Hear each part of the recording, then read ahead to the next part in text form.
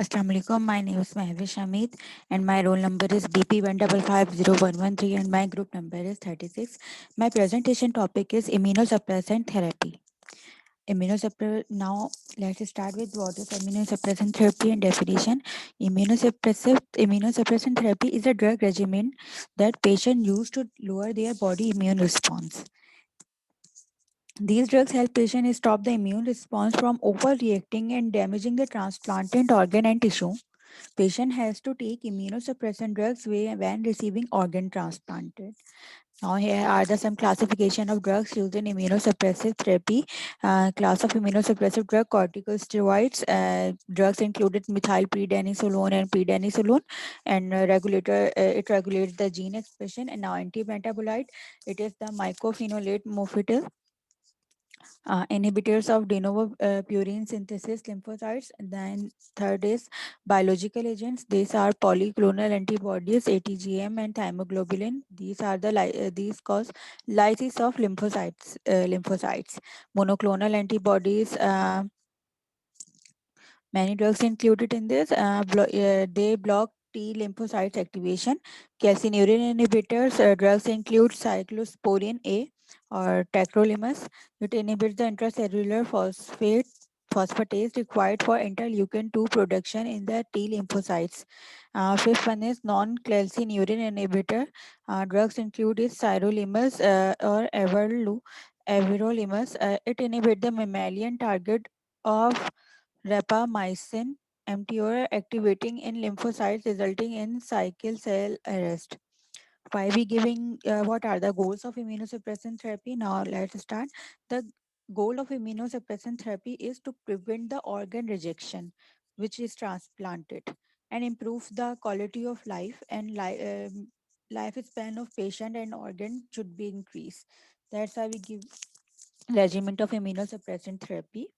Now we have case study. Let's start with case studies subjective. Actually, we have a subjective. The patient have a general procedure of kidney transplant treated with immunosuppressive regimen. Now objective. Before transplant procedure of patient receive MMF 1 gram orally, cefazolin 1 gram IV during surgery just before uh, reperfusion of his new kidney, he received methylprednisolone 500 milligram IV and thymoglobin 100 milligram IV.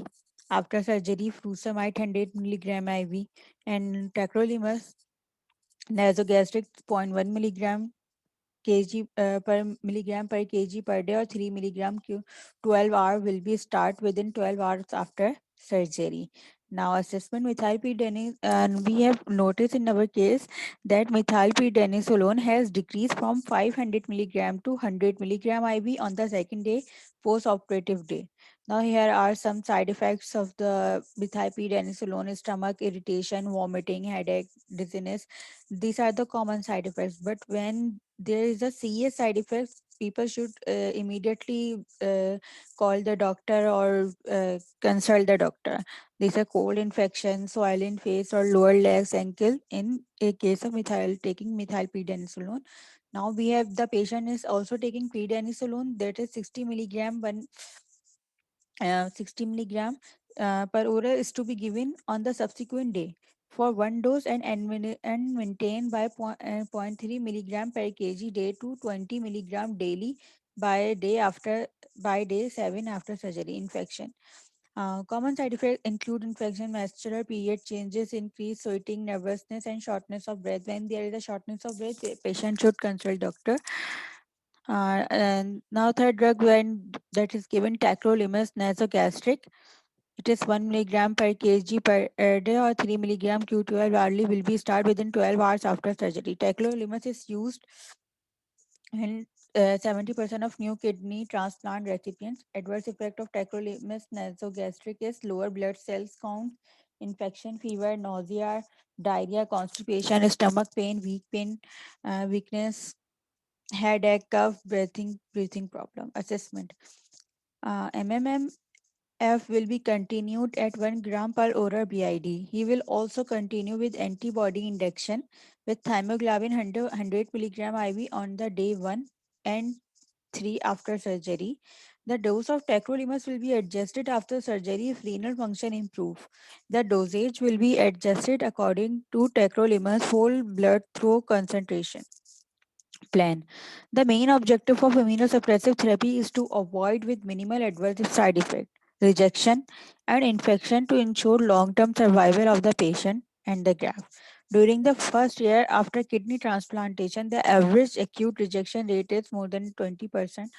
Most of these episodes are in are acute most of these episodes are acute in response to therapy for entire rejection.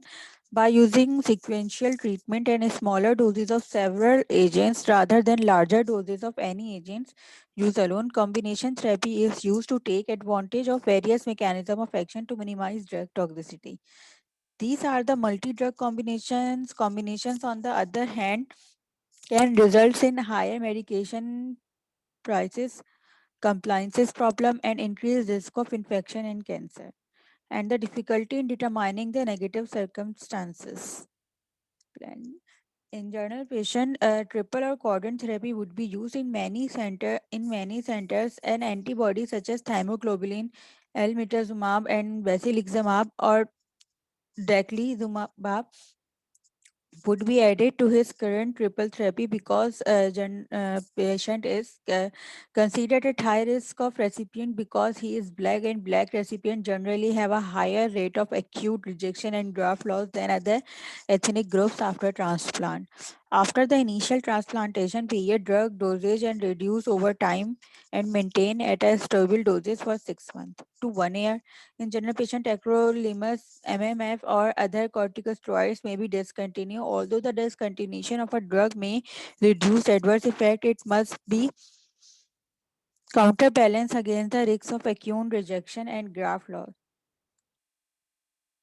Monotherapy, generally with tacrolimus or cyclosporine, may be achieved in kidney, liver, and heart transplant recipient at the some point after transplantation. Most patients, however, require lifetime immunosuppressions. Thank, thank you.